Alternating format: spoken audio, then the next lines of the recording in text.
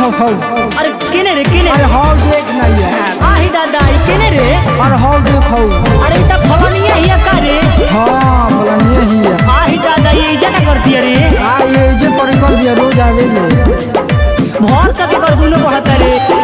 जाय दे पुना करे के। ना हम देखो। तो तू बाहरी रहो तो झमसा दी। ना हम देखो। परना फेर में झूठो अनेर में पागल बना दी तनिका ही देर में प्रेम में फंसावे वाली जाले हिया मजनू बनावे वाली जाले हिया लागे कौनो जादू जी के माले हिया लागे कौनो हीरे के माले हिया। एकर चक्कर कहिया से चलत रे? अरे तो बुझात तक क्या डर है तो चलत करे 18 से तब एकर बियाह ना होई का?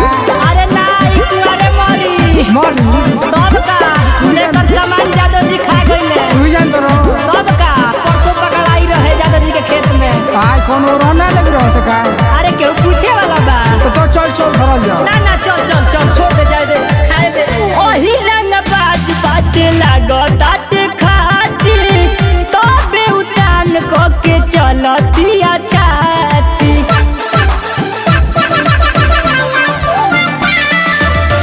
ओही रंग बाज बाजे लागत खाती तबे उतान को के घुमतिया छाती चले ले छाव में बोले ले ताव में छोटे छोटे कपड़ा पहनी घूमे ले गाँव में गोली नया सन डाले हिया गोली नया सन डाले हिया लागे कौनो जादू जी के माले हिया लागे कौनो हीरे के माले हिया।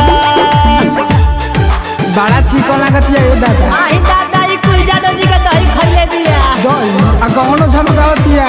आही दादा ई कुल जादव जी के कमाई खेत में जवा दी बुझाता की खेत में चला दी। कौन का कुल धनजरा के दुकान के धन खाए गो यही से नु देती है। जाए दो तारा ना कह के सोना हो सिंगार कर उतरे ना तान से कौनो बात कहे मन जे अमन से